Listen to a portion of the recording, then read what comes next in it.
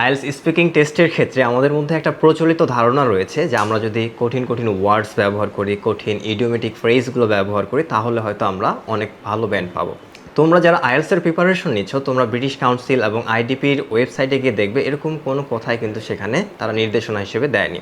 কিন্তু আমরাই এই বিষয়গুলোকে, যারা বিশেষ করে ইউটিউবে আমরা ভিডিও আপলোড দেই বা কন্টেন্ট ক্রিয়েট করি, তারাই এই কথাগুলো বেশি বেশি করে আমরা সবার মাঝে ছড়িয়ে দিয়েছি।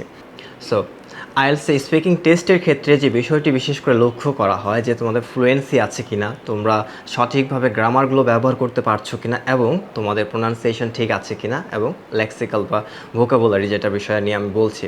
সো এই সবগুলো বিষয় কিন্তু তোমাকে ঠিক রাখতে হবে। এখন তুমি এমন কঠিন ওয়ার্ড খুঁজতে গিয়ে দেখো যে তোমার আইডিয়া জেনারেট হচ্ছে না, বা কঠিন ওয়ার্ড খুঁজতে গিয়ে তুমি থেমে যাচ্ছ, সঠিকভাবে কথা বলতে পারছো না ফ্লুয়েন্টলি, তখন কিন্তু তোমার ব্যান্ড স্কোর অনেকটাই কমে যাবে। সো আমি তোমাদেরকে এটি নিষেধ করছি না যে তোমাকে কঠিন ওয়ার্ড ব্যবহার করতে হবে না বা ইডিওমেটিক ফ্রেজ ব্যবহার করতে হবে না। তবে তুমি যদি একেবারেই কথা বলতে না পারো, সেক্ষেত্রে তুমি চেষ্টা করো ন্যাচারালি কথা বলতে, সহজ শব্দগুলো দিয়েই বলতে চেষ্টা করো, যেন তোমার ফ্লুয়েন্সি এবং তোমার গ্রামারটা ঠিক থাকে।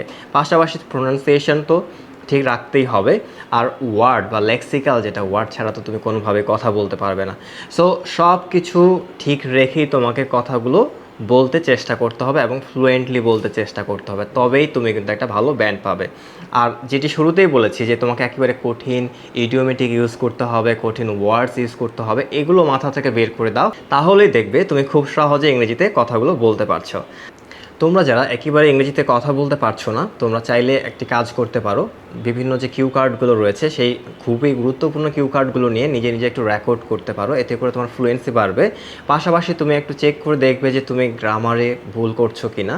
আর কোনো কঠিন ওয়ার্ডস যদি ঠিকই ব্যবহার করতে চাও, সেক্ষেত্রে অবশ্যই আগে থেকেই তোমাকে একটু রেডি থাকতে হবে বা প্রস্তুত থাকতে হবে, এটার একটা অভ্যাস গড়ে তুলতে হবে, তবেই তুমি কঠিন ওয়ার্ডস এবং কঠিন কঠিন ইডিওমেটিক ফ্রেজগুলো ব্যবহার করে কথা বলতে পারবে, এবং এতে করে তোমার কোনো প্রকার ক্ষতি হবে না।